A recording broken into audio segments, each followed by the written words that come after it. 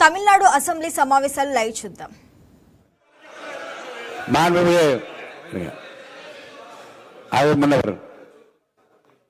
மரபு இருக்கிறது, எப்போது வேணா பாயிண்ட் ஆஃப் ஆர்டர் இருந்தாலும் கூட நீங்க அந்த மரபை நீங்க கடைபிடிச்சீங்களா உங்க ஆட்சியில? நீங்க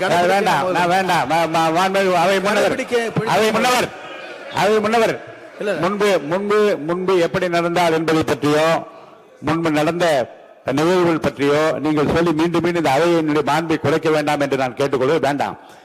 இப்போது உள்ள பிரச்சனை மாண்பு முதலமைச்சர் அவர்கள் தன்னுடைய பேச்சை உறுதி செய்து முடிக்க வேண்டும். அவர் முடித்த பிறகு எதிர்க்கட்சி தலைவருக்கு நான் நிச்சயமாக வாய்ப்பு தருவேன். அவர் கேள்வி கணக்குகளை தொடுக்கலாம், சந்தேகங்களை கேட்கலாம், விளக்கம் தருவதற்கு மாண்பு முதலமைச்சர் அவர்கள் தயாராக இருக்கின்ற அமைதியாக என்னை அமரும்படி நான் கேட்டுக்கொள்கிறேன்.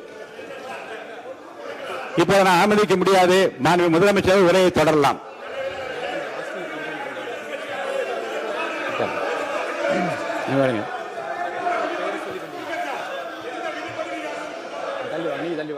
மாண்புமிகு உறுப்பினர் ஆஸ்டின் உங்க இடத்துல போய் உட்காருங்க. மாண்புமிகு உறுப்பினர் ஆஸ்டின், நீங்க ஒரு மூத்த உறுப்பினர், சபை விதிகளை நன்கு தெரிந்த ஒரு உறுப்பினர், நீங்க போய் இடத்துல உட்காருங்க. முதல்ல மாண்புமிகு முதலமைச்சர் அவர்கள் உரையை தொடரலாம். இப்போது எந்த விதமான பாயிண்ட் ஆஃப் ஆர்டர்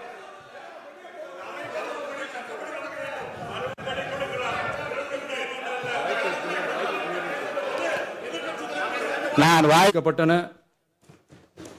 பத்திரப்பதிவு துறையில் பகல் கொள்ளைக்கு புல் ஸ்டாப் வைக்கப்பட்டுள்ளது. வருகையில்லா ஆவண பதிவு முறை கொண்டுவர உத்தேசிக்கப்பட்ட செயல்பாட்டில் உள்ளது.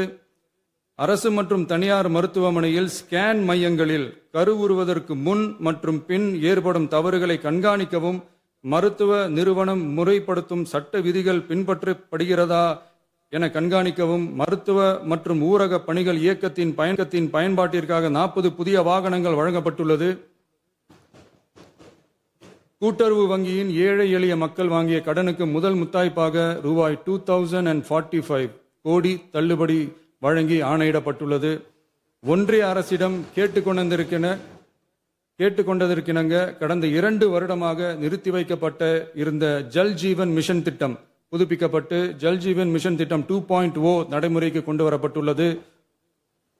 18,500 கோடி அளவில் உறுதியளிக்கப்பட்ட காஞ்சிபுரம் மாவட்டத்தில் மைய விரிவாக்க திட்டம், கோயம்புத்தூரில் மின்னணு பொருட்கள் மற்றும் மின்னணு அமைப்புகள் உற்பத்தி திட்டம் மற்றும் திருவள்ளூர் மாவட்டத்தில் காட்டுப்பள்ளி LNT கப்பல் கட்டும் தளம் விரிவாக்க திட்டத்திற்கு ஒப்பந்தங்கள் போடப்பட்டுள்ளன. அனைத்து நிர்வாக நடவடிக்கைகளும் மின்னணு முறையில் மாற்றம் கொண்டு வர நடவடிக்கை எடுக்கப்பட்டு வருகிறது. சட்டவிரோத கல்குவாரி மற்றும் அனுமதியின்றி கனிமங்களை எடுத்துச் செல்வது தடுக்கப்பட்டுள்ளது. பல்வேறு குவாரிகள் சீல் வைக்கப்பட்டுள்ளன. கனிமங்களை கண்காணிப்பது, எல்லைகளை நிர்ணயிப்பது மற்றும் ஆளில்லா விமானம் மூலம் அளவீடு செய்வது போன்றவற்றை செயல்படுத்துவதற்கான பணிகள் மேற்கொள்ளப்பட்டு வருகின்றன. அனைத்து துறைகளிலும் அலுவலர் தலையீடு இல்லாமல் லஞ்ச லாவண்யமற்ற தமிழகத்தை உருவாக்க அனைத்து நடவடிக்கைகளும் முடுக்கிவிடப்பட்டுள்ளது.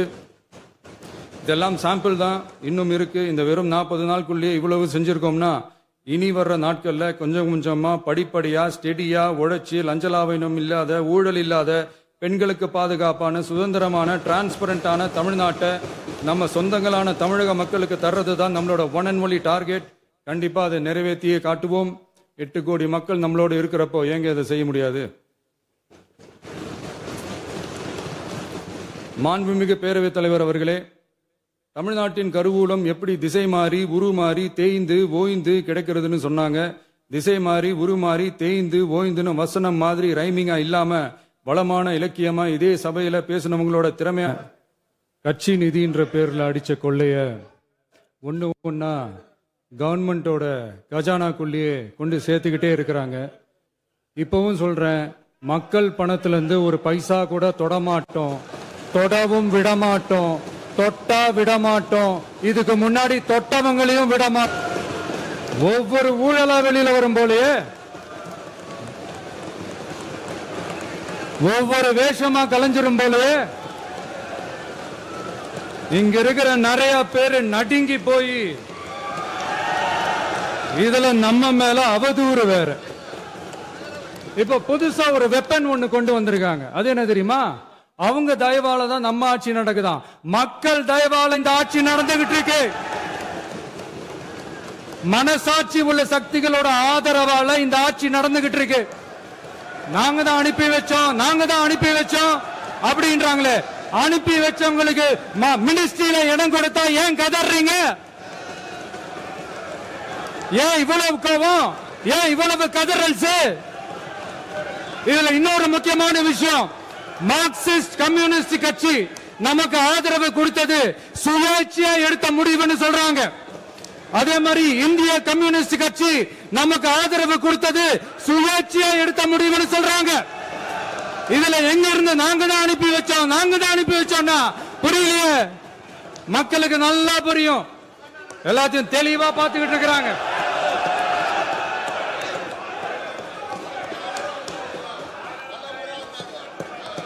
முதலமைச்சர் கண்டினியூ பண்ணலாம். மாண்பு முதலமைச்சர்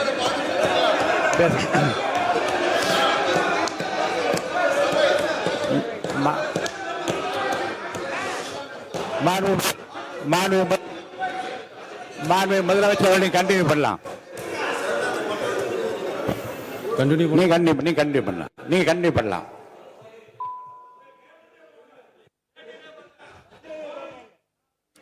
இந்த சமூக நீதி அரசுன்னு சொல்றவங்களை பார்த்து கேட்கிறேன், நம்ம பட்டியலின சகோதரர்களுக்கு எத்தனை அமைச்சர் பதவி கொடுத்தீங்கன்னு கொஞ்சம் சொல்ல முடியுமா? ஆனா நம்மளுடைய அரசுல 8 அமைச்சர் பதவிகள் யாருக்கு? நம்ம பட்டியலின சகோதரர்களுக்கு. எல்லாம் நம்ம அண்ணன், நம்ம தம்பி, நம்ம தங்கச்சிங்க. அண்ணல் அம்பேத்கர் அவர்களுடைய கிட்டத்தட்ட 100 ஆண்டு கால கனவு இப்ப நிறைவேறி இருக்கு. நான் ஏன் கொஞ்சம் சவுண்டா பேசுறேன் அப்படின்னா அவங்களுக்கு கேட்கணுன்றதுக்காக, தப்பா எடுத்துக்காது. அதே மாதிரி பெண்களோட பாதுகாவலர் நாங்க தான் அப்படின்னு சொல்லிக்கிறவங்களை கேட்கிறேன், எத்தனை பெண்களுக்கு அமைச்சர் பதவியில இடம் கொடுத்தீங்க கொஞ்சம் சொல்ல முடியுமா? எங்க அரசுல 4 சகோதரிகளுக்கு அமைச்சர் பதவி கொடுத்திருக்கிறோம்.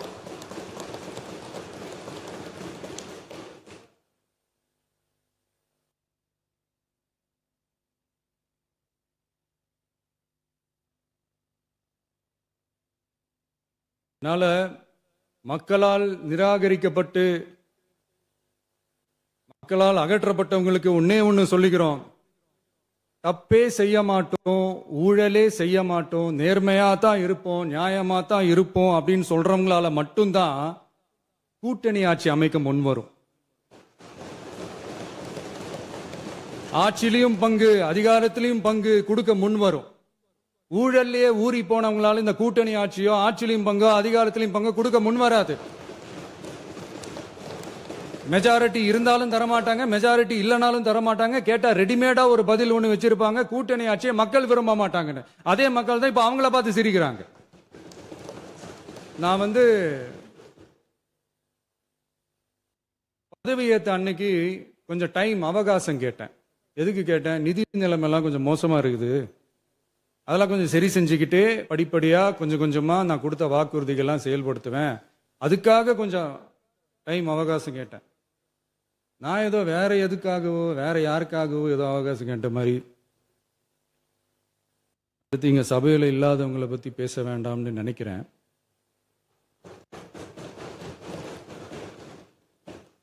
இங்க நம்மளை பத்தி அவதூறு பரப்புறதோட மட்டும் இல்லாம இப்ப நம்ம மக்கள் மேலேயும் அவதூறு பரப்ப ஆரம்பிச்சிட்டாங்க.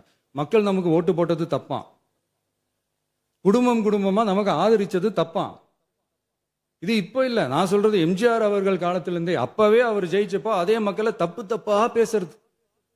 மக்கள் என்ன பண்ணிட்டாங்க, எம்ஜிஆர் என்ன பண்ணிட்டாரு, எம்ஜிஆர் என்ன இது பண்ணிட்டாரு. 50 வருஷமா ஒரே டெக்னிக்கா.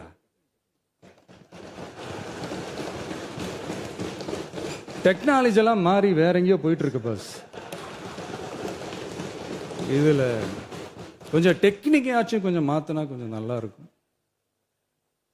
அதனால மக்களுக்கு யூஸ்ஃபுல்லா இருக்கிற மாதிரி இந்த ஆக்கப்பூர்வமான கருத்துக்களோ ஆக்கப்பூர்வமான யோசனைகளோ இருந்தா சொல்லுங்க, அதை நாங்க டெஃபரெண்டா எடுத்துக்கிறோம். ஆனா அதை விட்டுட்டு இந்த நக்கல், நையாண்டி, சம்பந்தம் இல்லாத பேச்சு இதெல்லாம் பேசிட்டு அப்புறம் முதல்வர் பதில் சொல்லல, முதல்வருக்கு பதில் சொல்ல தெரியல அப்படின்னா அப்புறம் என்ன சோஃபா மாடல் ஆட்சியா?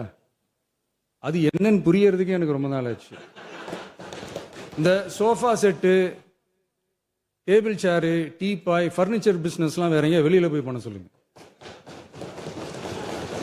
அப்படி அந்த பிசினஸ் தான் பண்ணணும்னா நிறைய பிசினஸ் பண்ற மாதிரி வெளியில போய் பண்ண சொல்லுங்க. இங்க சட்டசபைக்குள்ள வேணாம். அதனால ஆக்கப்பூர்வமான கருத்துக்கள் இருந்தா சொல்லுங்க. டெஃபினட்டா அது சரியா இருந்தா நாங்க ஏத்துக்கிறோம். எனக்கு ஒரு குட்டி கதை ஒன்று ஞாபகம் வருது, சொல்லாமா? கண்ணுக்கு மேல கை வச்சுக்கிட்டு இப்படி சுத்தி முத்தி தேடிக்கிட்டு இருந்தாராம். அப்ப கூட இருந்த ஒரு சின்ன பையன், என்ன தேடுறீங்க அப்படின்னு கேட்டானா. அதுக்கு அந்த பெரியவர் சொன்னாரா, அது ஒண்ணு இல்ல தம்பி, உங்க அப்பா இங்கதான் இருப்பாருன்னு சொன்னாங்க, அதான் தேடிக்கிட்டு இருக்கேன். எங்க உங்க அப்பாவையே காணோம்?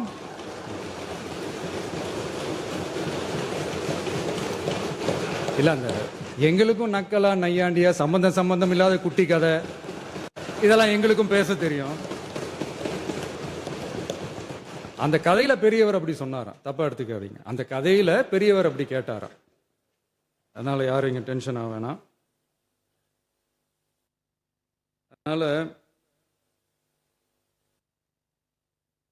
இன்னொரு இந்த என்னுடைய உரையை முடிக்கிறதுக்கு முன்னாடி போயிட்டாங்க, பேசலாமா? நிறைய உங்க கருத்துக்களை நீங்க முழுமையாக மன நிறைவோடு பேசலாம். டிவியில் பார்த்தோம்.